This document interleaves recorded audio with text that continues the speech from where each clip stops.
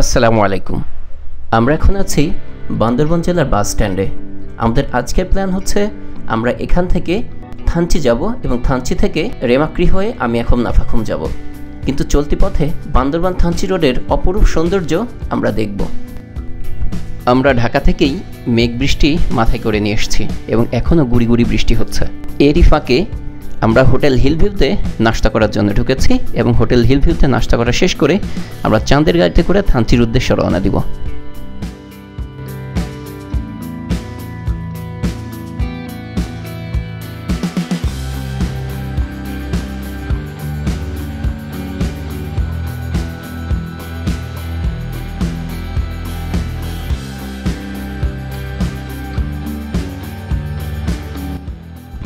আমাদের নাস্তা করা শেষ হয়েছে, এখন আমরা চাঁদের গাড়িতে করে থানচির উদ্দেশ্যে রওনা দেব। আমাদের গাড়ি চলতে শুরু করেছে। বান্দরবান থেকে থানচি যাওয়া সম্পর্কিত কিছু গুরুত্বপূর্ণ তথ্য কিছুক্ষণ পরেই শেয়ার করছি।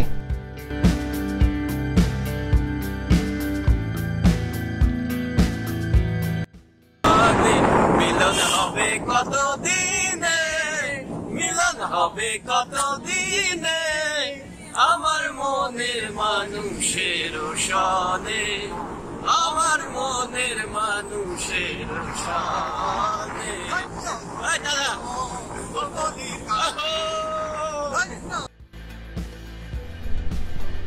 ইতোমধ্যেই আমরা পৌঁছে গেছি মিলনছড়ি চেকপোস্টে। এটা আসলে একটি পুলিশ চেকপোস্ট। এখান থেকে একটি অসাধারণ ভিউ পাওয়া যায়।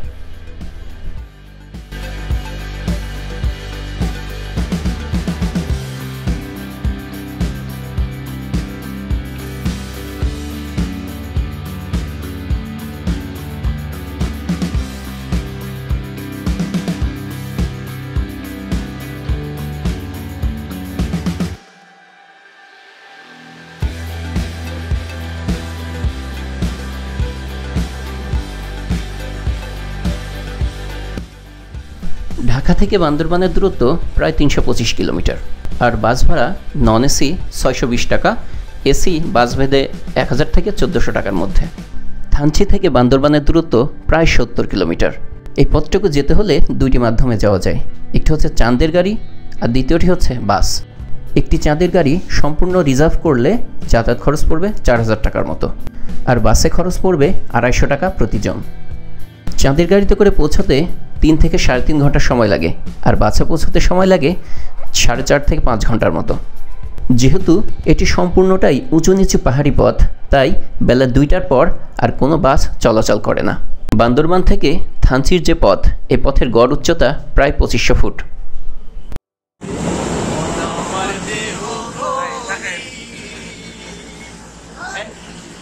একখানে চাবি মাইরা দিছে ছাইরা, চাবি মাইরা দিছে ছাইরা, জনম কইরা চুপে আছে কোন আমার দেহ ঘড়ি।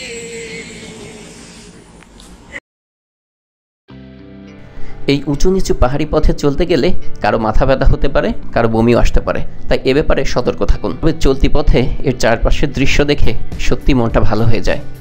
যতদূর চোখ যায় শুধুই পাহাড় আর পাহাড়, আর তার সাথে মেঘেদের আনাগোনা।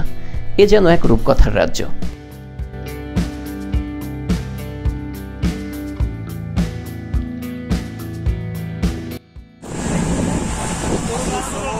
আমাদের বিজ্ঞানী ভাই সেই গান ধরছে, অসাধারণ মজা।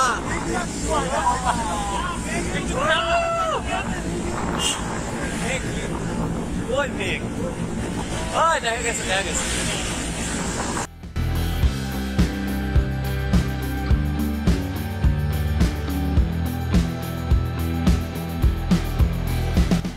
তবে এসব কিছুকে এক পাশে রাখলে এর পথের সৌন্দর্যে আপনি মুগ্ধ হতে বাধ্য।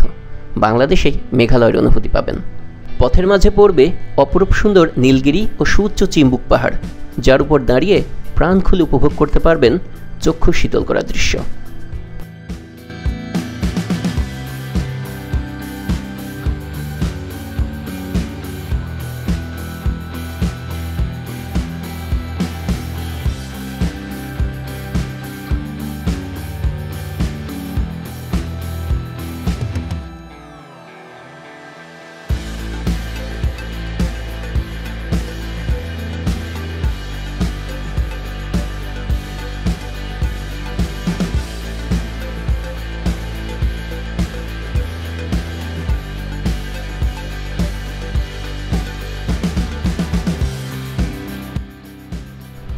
আমরা পৌঁছে গেছি রুমাবাজার এলাকার কাছে। এখানে একটি চেকপোস্ট আছে। আপনার আইডি কার্ড কিংবা জন্ম নিবন্ধন সনদ এখানে দেখাতে হবে। থানচি পর্যন্ত যেতে সেনাবাহিনী ও বিজিবির অনুমতি নেওয়ার প্রয়োজন হয়। তাই আপনার আইডি কার্ড কিংবা জন্ম নিবন্ধন সনদের কয়েকটি ফটোকপি করে নিজের কাছে রাখুন।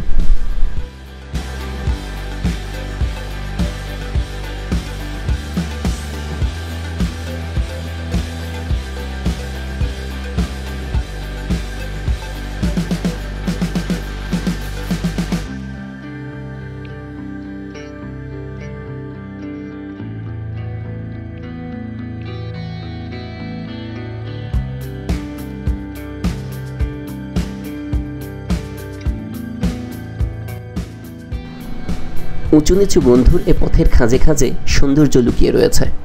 চারিদিকে দিগন্ত বিস্তৃত সবুজ পাহাড় যেন আকাশের নীলে মিশে গিয়ে তৈরি করেছে এক মায়াময় অনুভূতি। ধোঁয়াশে মেঘের আনাগোনায় শূন্য ও মাটির মিতালি আপনার অন্তরকে অভিবাদন জানাবে স্নিগ্ধ ভালোবাসায়।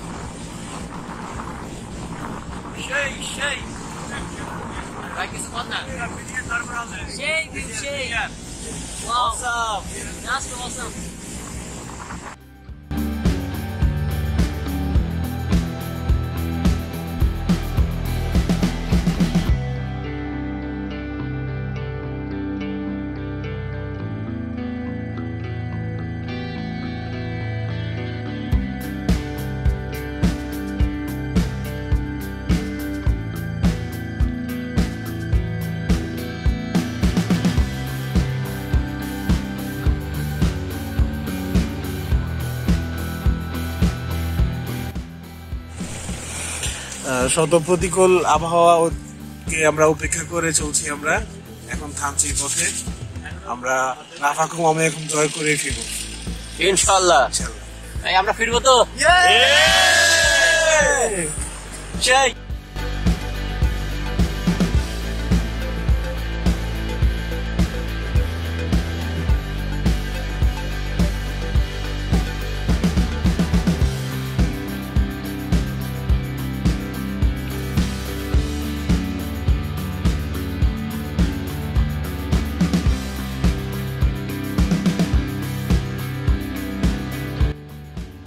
আমরা এখন আছি বালিপাড়া ব্যাটালিয়ন 38 বিজিবি বান্দরবনে। আমরা থানচি যাওয়ার অনুমতি নেওয়ার জন্য বিজিবির কাছে আমাদের নাগরিকত্ব সনদ জমা দিয়েছি।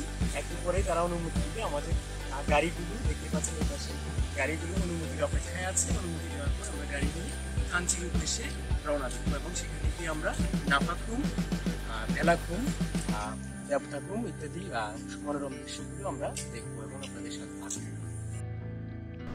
এখানে ফ্রেশ হওয়ার ব্যবস্থা আছে, সেই সাথে আছে দুপুরের খাবার দাবারের ব্যবস্থা। আপনি এখানে ফ্রেশ হয়ে নিতে পারেন এবং দুপুরের খাবারও ইচ্ছা করলে সেরে নিতে পারেন।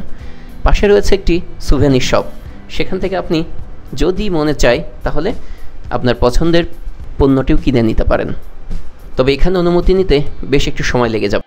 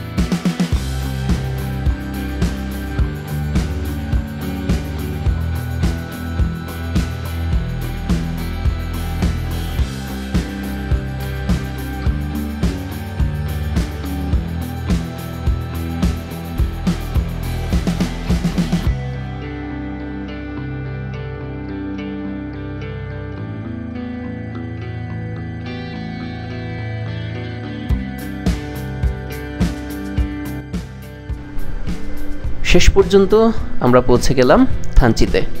এখন আমি এখন নাফাখুমে যাওয়ার জন্য অনুমতি নিতে হবে, কিন্তু আমরা সকালবেলায় শুনেছি যে প্রশাসন অনুমতি নেওয়া বন্ধ করে দিচ্ছে। দেখা যাক শেষ পর্যন্ত কি হয়।